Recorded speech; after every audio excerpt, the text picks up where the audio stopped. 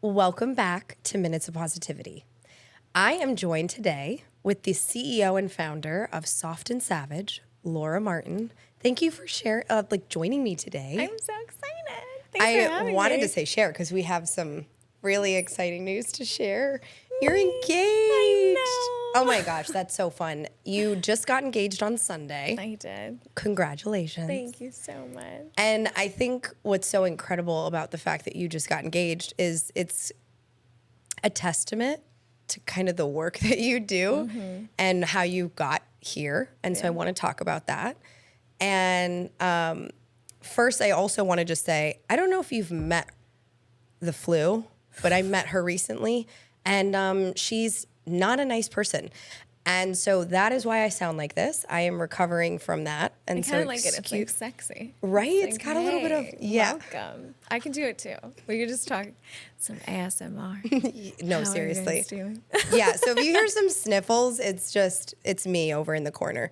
But I am so excited. I'm so happy that you're here. And I would love to start to talk about your brand and what it is. And then I want to dive even deeper under the surface on how you came up with this brand and how it evolved. Yeah, happy to. So SoftxSavage started off of, so the whole movement I have is called pre-housewife era, and it started with dating. And so it's these alpha women that have built these very successful companies that have been through traumatic experiences, which is usually why we're alpha and in our masculine, struggling to be soft. Yeah. And so I would call it training season in the pre-housewife era. So you're training for your husband, you're practicing to be softer, but you're still an alpha woman. Yeah. On top of learning to scale and automate your business. Because I found that, hey, a lot of these women in their 20s built these businesses, but they didn't want to release it to start dating because it's like, I just spent my 20s doing this. I also know I'm in my 30s. I need to start thinking about slowing down in partnerships and things like that. But the reason they were blocking themselves from love is like, do I have to choose? Yeah. Do I have to choose between being this leader, making a fuck ton of money? Sorry, can I swear? Okay, cool. Making a fuck ton of money and like being in the world and doing something, you know, like for me, my trauma gifted me being a high achiever. Sure, I would not choose it for most human beings on this planet, but I utilize it to make a lot of money. And so I found that in my own journey of like, I don't want to give up what I spent my 20s building in order to find love, but I also feel money is useless if I don't have love. So how can I balance it too? So it started with healing trauma and also scaling and automating your businesses so you have time. And it started this whole pre-housewife era. And then I just started calling them like the soft savages. And so you can kind of balance the two. You can be soft with your man, and then you're a savage just everywhere else in your life. And it just took off. And podcast name got changed to it, branding, business, this whole thing. So. And you've created, I think what I love so much about your brand is you're incredibly empowering to women. It's very much, that's like a focus of how do we make women confident and feel good about themselves. I'm an alpha and have sat a majority of my life in my masculine. Yeah. And it wasn't until like a few years ago where I was like, okay, I need to rewrite the narrative that I'm not just this hard, because I would just be like, I'm so hard and I'm, I'm just a leader and, a guy needs to be tougher than me. And it's like, or I could just relax a little and, not being an alpha and being a leader doesn't mean that I have to take care of absolutely everything. Exactly. And I think that we've spent a lot of time together and just being able to hear your story about how you've sat in that masculinity and you've owned it. And then you've also are just like, yeah, but I am feminine. Yeah. And here's the way that I allow myself to be that. Yeah. And it's helped me in just listening to you. I'm like, oh, okay, so I'm not alone. I can be strong and I can be independent, but I don't have to make it who I am either. Mm-hmm. And so I love that. And a lot of it, you're right, comes from trauma. Mm-hmm. It's the things I've experienced that have made me hard. You have to be. That's the thing is like, as a woman, at least for me, I can only speak on my story, is like, I've not had masculine protection, right? Like I don't really have Right. that type of protection. Every masculine figure that was supposed to be there let me down in certain ways. And so I had to be strong. Plus I moved out when I was 16, Yeah. hyper independent, moved to a third world country, was there for 6 years, like on my own. There wasn't anyone to protect me. It was just me. And so a lot of women have similar stories. Maybe you didn't up and move your entire life to Asia, but you know, you have some type of story of just like, hey, I've been let down in a certain way and I've been trained that I cannot rely on you. Yeah. No matter what, I'm the only person I can rely on. And so we put these guards up thinking, oh, I'm just like alpha. And I'm like, no, you're just guarded. Like there's a difference between I'm a savage and I'm alpha, but I'm very open-hearted. Right. Like I'm not blocked. Like there's sometimes, sure, when I'm going through a trigger and navigating something in life, but that's the difference. A lot of people are like, ooh, I'm masculine. And it's like, no, you're guarded. That's different. You're wounded masculine. Like my savage is a healthy masculine savage. Like I'm out there doing the things, what have you, just to get structures and systems in place. But it's not this like validate me, see, like how my first business was. It's like validate me, see me, like alpha in that type of way, which is the wounded masculine. Daddy issues, like tell me I'm a good student kind of thing. Right. Versus if you do it in a healthy way, it's like I'm still open-hearted. I'm still in my dark feminine. I'm just also in my leadership. And I don't really, it doesn't take that much for me to switch between the two. Sure, like with my now fiance, it's like sitting there being like, he'll literally look at me and he's like, no, get back in your feminine. Like, it's like, because I'll come out of work and I'll be like, da-da-da-da-da, this is this. And he's like, no, go away. Like, that's not going to happen. Go shower, go do something. Like, that's not how this is going to run. But like, it is that like transition where it's not like this wounded, oh, but approve me, tell me I'm good. Don't you think I'm awesome kind of energy versus like, I know my lane, I know what I'm doing. Yeah. And then I can switch into my soft feminine. Yeah. It's not about trying to convince people of your worth rather than just walking in it and being like, no, this is just how I am. Exactly. And yeah, no, I think that's incredible. And I do want to talk a little bit about your past because I think it will help kind of understand how you got here. Yeah. So if you don't mind diving a little bit into that, I would love to know when you were young, you moved to Asia. And what were some of the struggles that you were experiencing that kind of overtook you at that time? So there was even more before that. It was my parents at 16. We grew up in a very like traditional white picket fence family, happy-go-lucky. I never thought my parents were in love, but like married 25 years, didn't think anything else of it. Right. But all of a sudden I was 16, my parents were like, Brian's in college, my older brother, we're going to get a divorce. My dad went to women, my mom went into addiction. Okay. And so I grew up in a family where like no drinking, no men, no sleepovers, no nothing. I have a tracking device on my phone, like my curfew 7 p.m., like none of this. All of a sudden to being told like, you should sleep with your friends to really know them. And you should drink all these things. And I'm coming home and like I moved in with my mom to take care of her. And, you know, I saw things a kid shouldn't see. And I had to rely on myself really quickly. And it just didn't make sense. And I remember like running away to visit my brother at college, just banging on his door one night in his dorm room because he didn't believe me. Because he was like, there's no fucking way that's our home. Yeah. And then he went home and he was like, I am so sorry. I had no clue. And so that all happened. I went through, you know, sexual assault in university. It turned into this whole wild thing. Just like a whole bunch of stuff started happening. And I just graduated, like I threw myself into school and I was like, I'm graduating early. I'm out of here. And in that time period, my mother was trying to get sober. She was trying to make up for the things that she did in that time period. But ultimately they call it like an accidental death. She fell down a flight of stairs and like crushed her brainstem and that type of way. And so I'm sorry. I know it's not easy. Yeah. And in that time period, she was trying to plan this Asia trip for me because I graduated university early. And she was like, I want you to go experience. I really liked kids. I really liked elephants. So I was going to work at an orphanage and an elephant sanctuary for a bit before starting this sales job in Austin. Yeah. So I was supposed to go there for a few months, but because everything that happened, I just ran away from my problems and ended up, I liked myself better in Asia.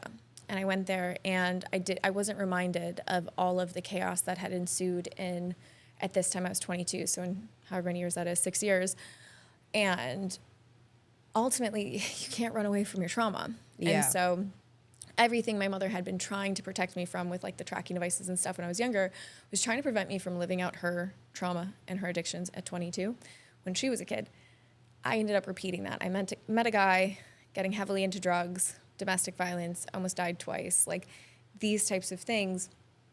And I couldn't see my way out in Asia, but there was no one there to stop me. Like my family, they're not there. Right. They're 26 hours away.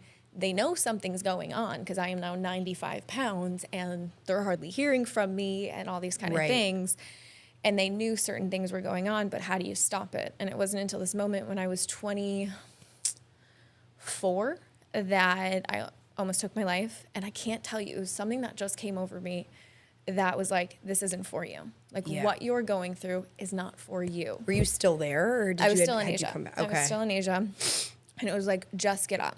And so I ended up getting up, calling my friend at the time, telling her what was going on. Obviously, everyone knew what was going on.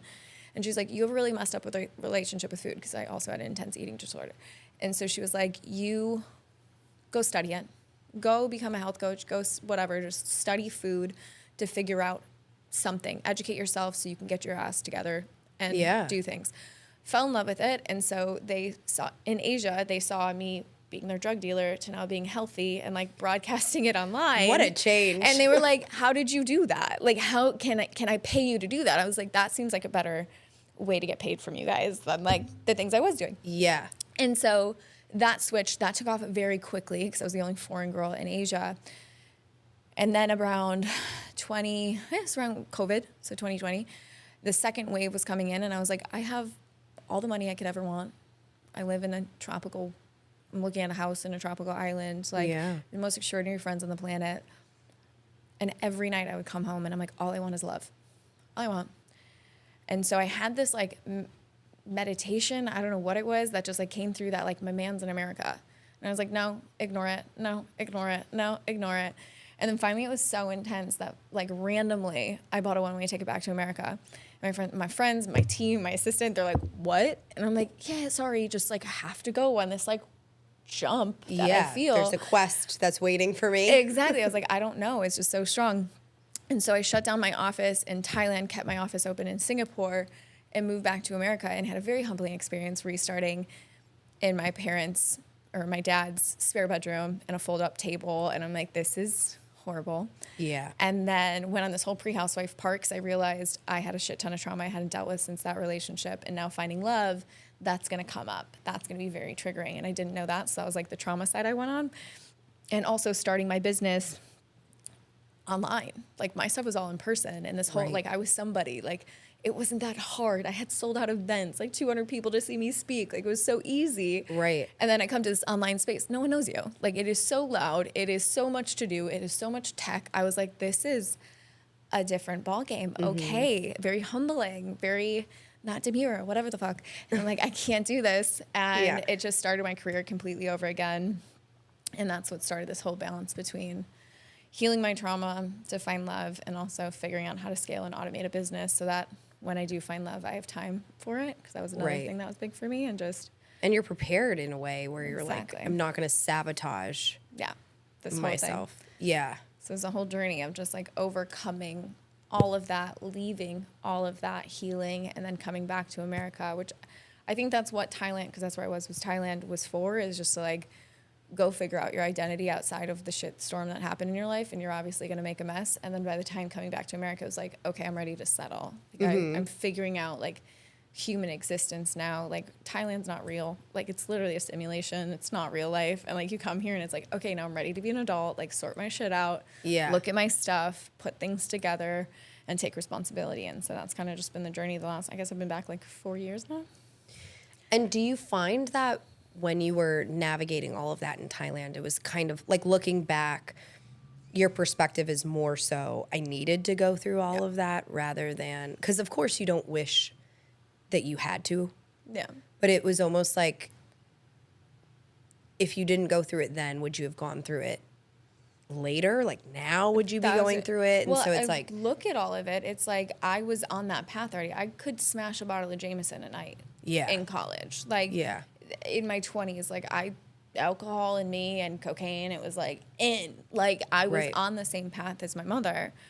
And then going to Asia, I just kind of went faster on it. But like both sides of my family heavily drink, heavily do things. I mean, some of them are getting sober now and stuff, which is really dope to see. But it's like, it's just always around. And I think getting in a different environment to actually explore like who I am and to clean up my own mistakes and not to have my family dynamic to influence any of that, really built who I am today and who, you know, I get to be for my future children, who I get to be for my future husband, like who, well, now my husband, like, it's like that type of stuff is like, I got to build this whole new identity. My brother did the same thing. He's now in Tokyo with his 2 kids and his wife. And like, we just kind of started a different generational pattern, hopefully.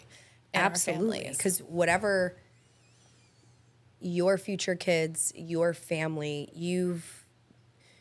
it's going to be different. And we've talked about this of like the way that you would have wished your mom had discussed certain things with you rather than try to just protect you or blindly, because then ultimately you ended up following in the footsteps regardless. Yeah.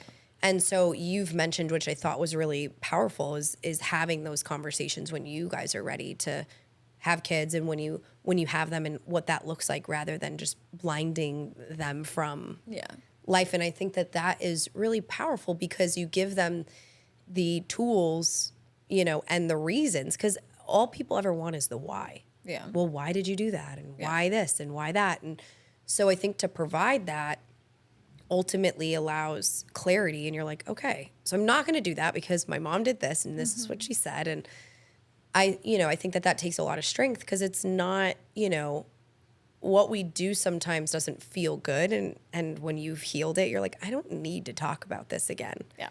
But it's also those moments that are so important and can help your relationship with people is when you are honest and when you are open. And when you were in Asia and you were creating your brand, essentially, what was that moment like for you when you finally were like, because you talked about it a little bit, but you were just kind of like, okay, something's got to change or I'm going to die. Yeah. And what kind of clicked for you in that moment where you were like, huh? Yeah. Good. Because there is a moment there. Yeah. And it's so hard because you're just like, Yeah. For me, it wasn't for myself. Like I knew, and I think this a lot now ever since that moment is, what am I going to tell my daughter? Because she's bound to go through life. Life is hard. Yeah. Right? Like I get it. Some people get out of here unscathed. For some reason, mine, like I can't wait to ask the big man upstairs, like, what the fuck, bro? But it's you're like, just I have a couple questions. I have a few questions, like what happened especially there? Like I look at like my best friend in my life's past, like we literally laugh about it where she's like, I just don't know what your soul journey is. I'm like, me either. I'm just here now. Like I'm just learning to surf, bro. But you're like, I'm surfing. That's fine. Literally it. I'm like, I am just surfing and paddling and keeping alive. It's fun.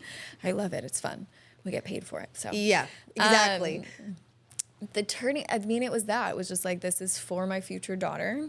And it kept me in that way. And at the same time, if I'm being honest, it wasn't really this like, moment. Right. It was, I then put my trauma into my business. Like I straight up just like validation, prove me, like that was my wounded masculine. I'm posting online, look at, I'm a good girl. Like, look at these things. Like I just blew it up because I needed something to invest all of my time and energy into because I was highly codependent on that man and I couldn't go back to that man. I was obviously addicted to cocaine, so that had to get like whatever. So I was like sitting here being like, I need something else to be addicted to. This is why addicts are great business owners because you throw your addiction into something else and you become addicted to your business. But then that gives you burnout. And that's exactly what happened. I got chronically ill, lost my period, like had this wild rash that took over my body for 8 months, like hair falling out in chunks, like all these things that were happening, and it didn't go the best way. Like it just hit this wall where it was like, okay, that got me out of that season, and I'm so thankful. But it wasn't like in this like, I'm gonna go to rehab and like everything's gonna be great. It was like, no, I just channeled my addiction into something else. Right. Until I finally got so sick that I was just like, let's look at trauma. Like, let's peek into this window and actually see what's gonna happen. Yeah. And did you go to therapy or was it something that you kind of went on this? Okay. Yeah. So I have done a lot of like EMDR, brain spotting, somatics. Like I'm certified in all these things. Like I went on to go study them, but also did it myself. And that's why I wanted to go get certified because it helps so much. So you can do those things. Yes. Yeah. Because that's a big part of the work that I do is part of the identity and branding stuff that I do is a lot of like simulation in the brain to actually rewire the way your brain fires and wires. They're called the daily vitamins, to actually shift the way you are programmed, because branding is ultimately identity work. Relationship is ultimately identity work. Yeah. And it all comes down to how you perceive yourself. And if you've been through stuff and you're just talking about what you want your life to be, it doesn't matter. Your brain and your like you have to shift the way your body has kept your trauma in different types of way. And it's not the most fun experience on the planet, but that's actually how you get places. So I did all of that. I invested pretty much 5 years of my life and lots and lots of money traveling around, learning from the best of the best to actually get things out.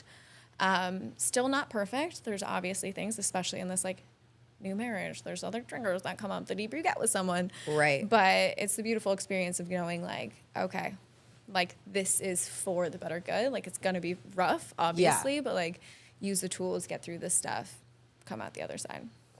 And what were some of the challenges that you kind of faced when you first, because you're this savage, you're this independent alpha woman, and you're like, okay, I've got everything else under control. And then this very masculine man steps in. He is super masculine, which is amazing. And what were some of your internal battles that you were feeling? Oh, girl, they're initially? still happening. They're still happening. It's a thing. It's my need to control in order to make me feel safe. It's this type of thing, especially because Eddie and I, no shock to my life, very fast. Like we officially started dating June. We met each other at April in a conference, or March in a conference, started officially dating in June, engaged now, like January. It's like we just went really fast with things. And so it's still learning. Like I don't, like me and my best friend have history. Like there's time in this stuff. Right. And so with him and I, it is the battle of control. And I catch it, but it frustrates him. And so it's that type of tug of war, because as much as I can study the stuff and do it, it's in my life that is the practice. It's my school of life. And so that's where I see it a lot. It's like, I want to trust you. I want to do this. Yeah. But I don't yet. Even though you're my fucking fiance. Like, I'm like, like there's some things, but like, I don't yet. And I want to release control. But at the same time, I'm the person that I trust the most on this planet to do everything. And so to be like, oh, I have to trust you to lead me where, how, long, what are we doing? Like, give me all the things. And then at the same time, my internal part's like, I want to be surprised. Like, I don't want to know. And it's like this battle. And he's like, girl, I swear, like even this proposal. And no, he's like, I'm the same way. Girl, like he's like, I cannot. This is why he had to throw me off track. Because he was like, he's like, you want to control everything. And I was like, no, I don't. It's when you've been through so much trauma, you're hyper vigilant. If something feels off, I know it in a second. Your energy feels off. You're doing something different. I'm just scanning the room. I'm 100%. Sorry.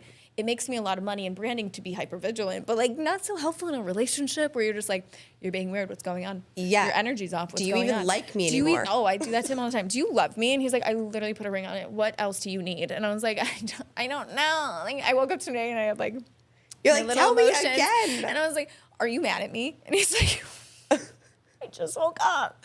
And like, I just had to check. Like, it's like those types of things.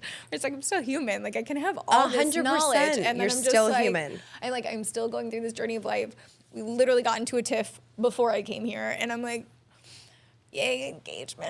It's like those types of things. Like this is so much fun. It's so fun, like going through this season and learning. And it really is, because ultimately every single time we get so much closer, but like we're still fucking in it. Like, it's so much so soon, and it's such a beautiful process, and we both love each other so much that we do want to learn these things. But like, it's definitely my need for control, his need to be alpha. Right. And so he'll sit here and he's like, challenges. Alpha, you're being alpha. And I'm like, I'm always the alpha. Like, I don't.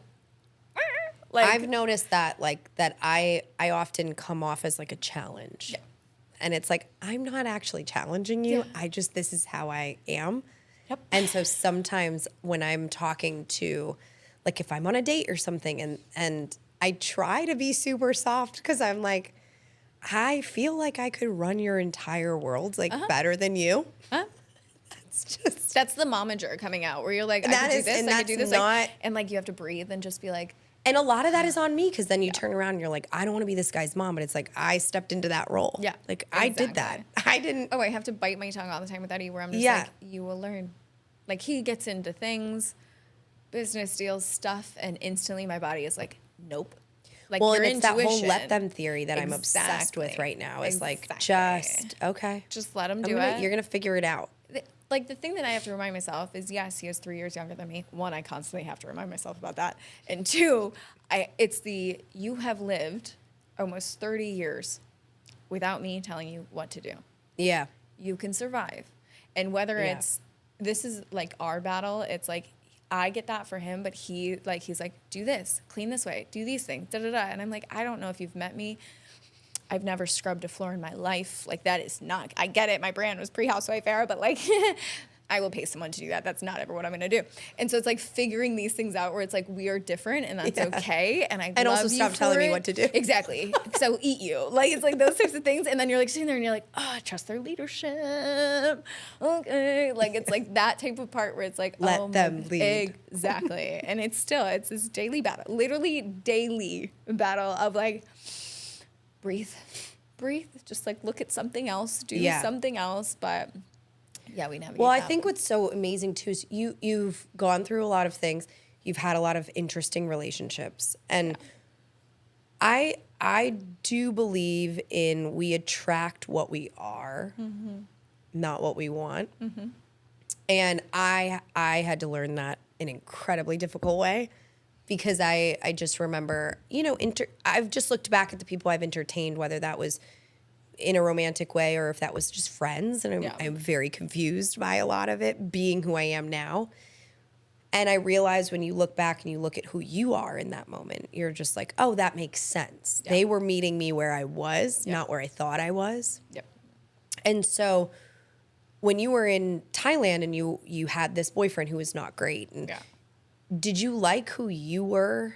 When you look back, you're just like, I didn't even like, No, I mean, you don't get into drugs and all the shit I was getting into. Yeah. Because you're like, I love myself. Right. Like, now, shrooms, sure, I love myself, and that's what I like to do. But like, other but things. that channels differently. Exactly. And it comes through versus differently. Like, I'm out here, I call it, like, I read it one time where it's like, I'm numbing myself enough to feel alive. Like, that's all I did in my early years in Thailand.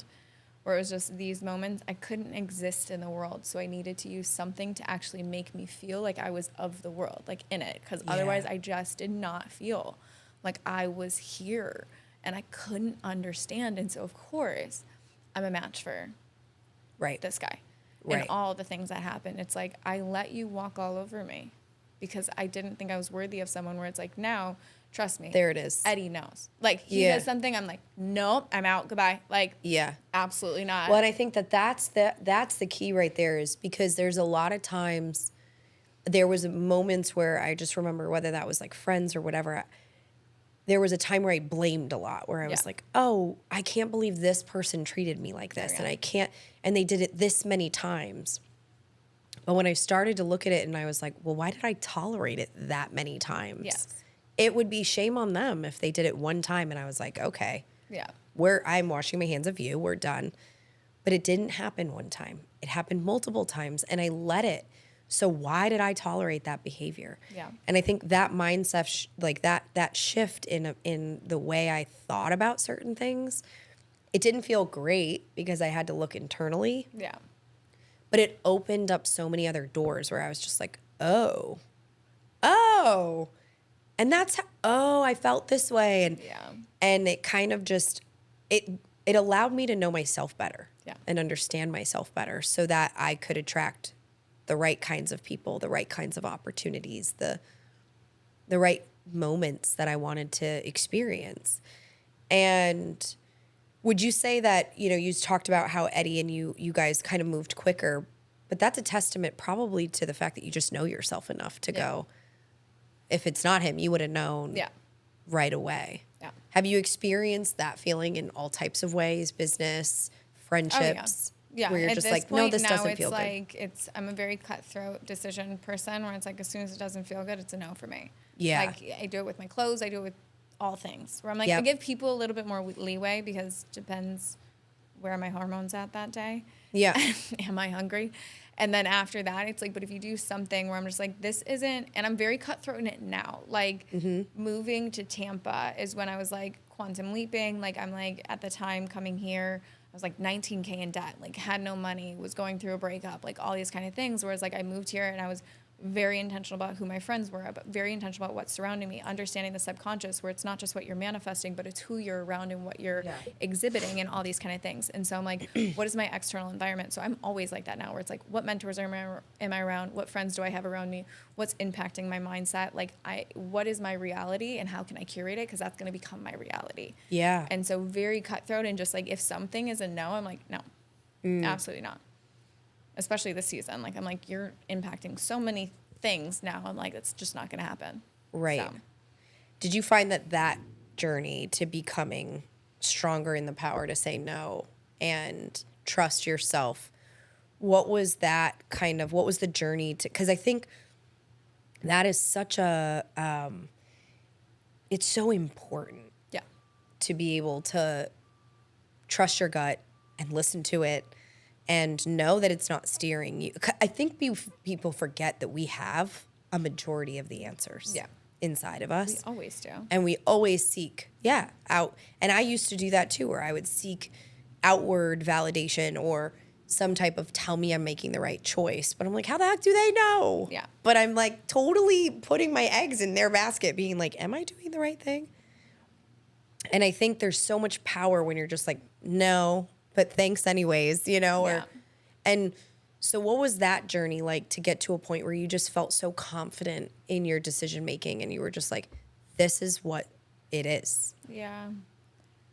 There was this man that I fell in love with, the first guy that I dated coming back from Asia. Okay. And losing that love, I realized I was more upset that I lost myself. That I was pretending to be this role to get chosen and finally become a wife versus who I am. Like, I curse, I do things, I act a certain way. Like, yes, there's some things that need to be cleaned up. That's the gift of a good husband. They're going to clean you up a bit and like lead you in that. But like, I just wasn't fully me. And that breakup changed everything, because I just saw this, like, if I'm not going to be loved for the fake me that I think is lovable, fuck it. Might as well be myself. And like just became, and I call it this like alter ego, which is actually your most authentic self. I became the version of me that's the one that'll be that'll act like when she's married, when she's a mother, when she has her millions and millions of dollars. What does she dress like? What does she act like? How does she speak? Who is she around? And I just became that, because I was like, might as well love me for this, because this is who I am at my core, versus this polite good girl that I was told from society is supposed to be chosen because alphas are too intimidating, or people that love the word fuck, or like wear black all the time, or like do a certain thing, like you're not going to be chosen from the world. And it's like, actually, that's why people pay me a lot of money. So why wouldn't my husband also do the same thing? Which ultimately, lo and behold, is why my husband chose me. Granted, it winds his gears a lot, but like, he found me through my brand. He found me through my work. Like, this is how that worked. And so it was that moment of just like, I'm going to just be loved for who I am versus, you know, heartbroken for someone. Why do I keep getting my heart broken for someone that's not even me? This doesn't make sense to keep going about this journey in this way. And so I just kept playing, and I just went on that journey of like, I'm just going to start saying no. Like, no explanation, no nothing. And like, so many people, even now, like, we were at dinner last night, one of my girlfriends said that. She's like, the thing I loved about Laura when I first met her is like, if she ain't feeling it, she ain't feeling it. Like, you will know. She will take a nap straight on the couch if she doesn't want to be entertained by you, if she doesn't want to do these things. Like, she's just, that's who it is. Where I was like, I get it. It can look super bitchy.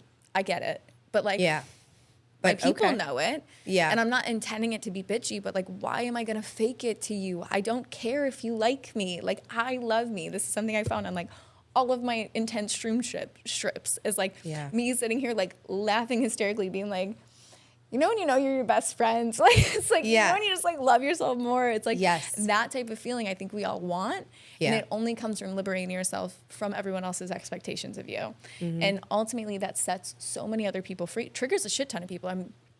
That's my gene keys. I am here to activate people, and I'm just kind of used to it. But like, it is just liberating yourself from all of these, like, oh, I wonder what they're going to do. And it's a natural state of maturing. Like, I truly believe anyone that steps in your 30s, it's the best time of your life because you give less fucks than ever and you love yourself more. And like everyone says that about 30, but like just going on the journey of just like, if you don't want to do it, don't do it.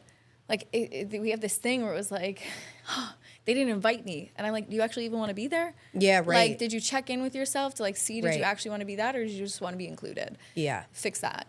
Like, and did you also just make up a story like you're the problem, you're not the problem? Exactly. Yeah. And it's like you're not putting about this you narrative, actually. and it's like they have their own shit. Like you're not. Yeah.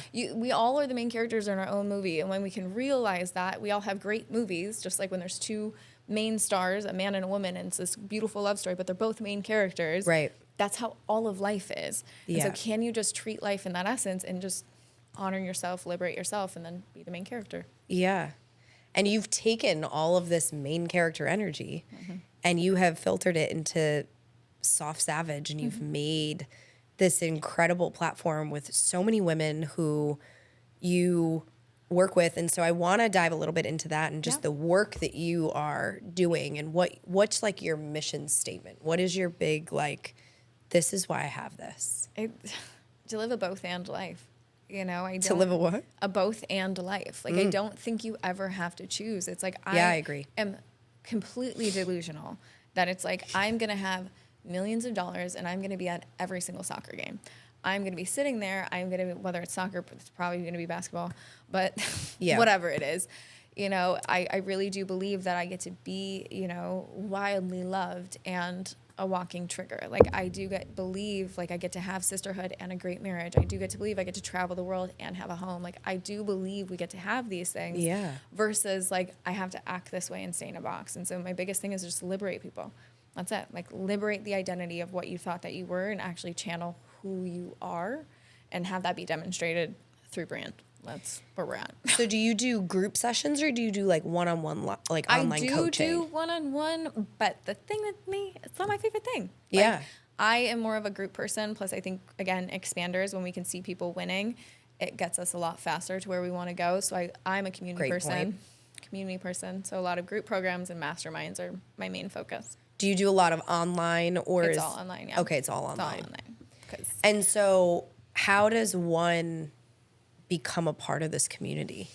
My Instagram. That's where everything is if you go and you check anything out, you'll be type in something, you'll be funneled somewhere, you'll be sent something. Oh, okay. So we have it up here. Yay. So if you look at for those who are watching the episode, it's showing this is your personal page. And then you have a podcast too, which is so incredible. Talk a little bit about what the podcast.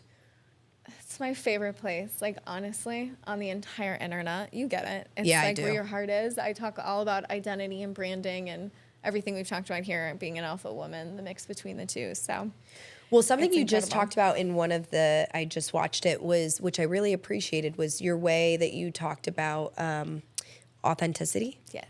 And you kind of touched on it, and just being like the most authentic part of you is the frustrations you experience, is like you're allowed to be annoyed, you know, all the things. And I think that even authenticity has been played with a little bit of like, oh yeah, no, I'm super authentic. This is what I do. And it's like, But this is why I call it like the alter ego. Yeah. Because it's like the authentic version of you is the version of you. You have financial stability. You have the love of your life. You have whatever it is to you that you deem as there, quote unquote there.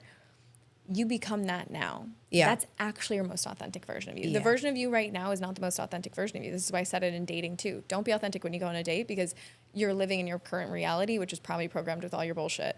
And that's why you're pushing a whole bunch of people away.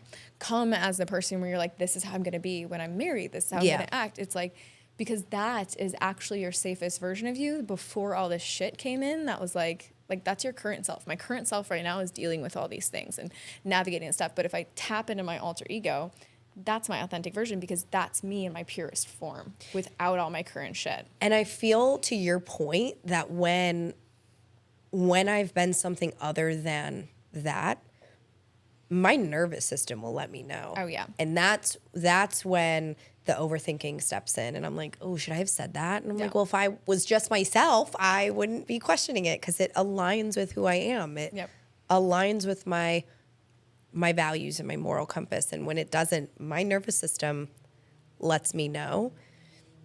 And I think like now I'm at a point where 90% of the time my nervous system is very calm. So when it's not, I'm very aware of it. And I'm like, okay, I need everyone to stop talking to me because something is going on and I feel it and I'm ticking and I don't know what it is. Yeah. And I think to get to a point where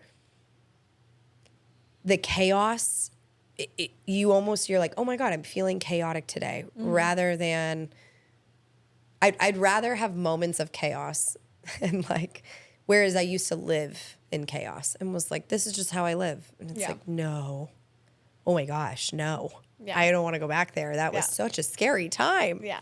And so I love what you promote because you're so honest and you are so authentic. And you have even said, you're like, I do swear, but it also gets my point across. It's how you express yourself. And I'm like, yeah, okay. Like, that doesn't affect me, you know? And apparently affects some of my reviews on podcasts. They're like, why do you say fuck so much? I was like, skip the channel. I don't know what to tell you. Skip the channel. Somebody else is probably like... I know, then there's other comments being like, I love it. It drives it home. And I'm like, yeah, guys, fight in the comments. Boost those reviews. Right. Yeah. Keep watching. Keep watching. Exactly. Thank you so much. You know, but I think it is who you are. Yeah. And I don't think there's a better feeling than when you like who you are. Yeah. You like sitting with who you are. Yeah. And personally, to get to that point where, like, to be in a relationship means, you know, like, I have to be excited about compromising my own time with me. Yep.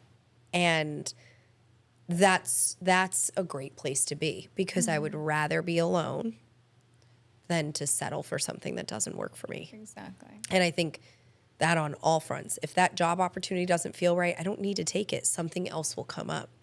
But I think when you continuously say yes to the things that don't serve you, you're just going to continuously be met with things that don't serve you. Exactly. And so I love what your brand means and how empowering you are because I personally love seeing an alpha woman and an independent woman also be wildly in love and smitten by her man and being like, oh, I'm good. I'll be fine. Yeah. She's got it. She's a savage. Like, I'll be fine.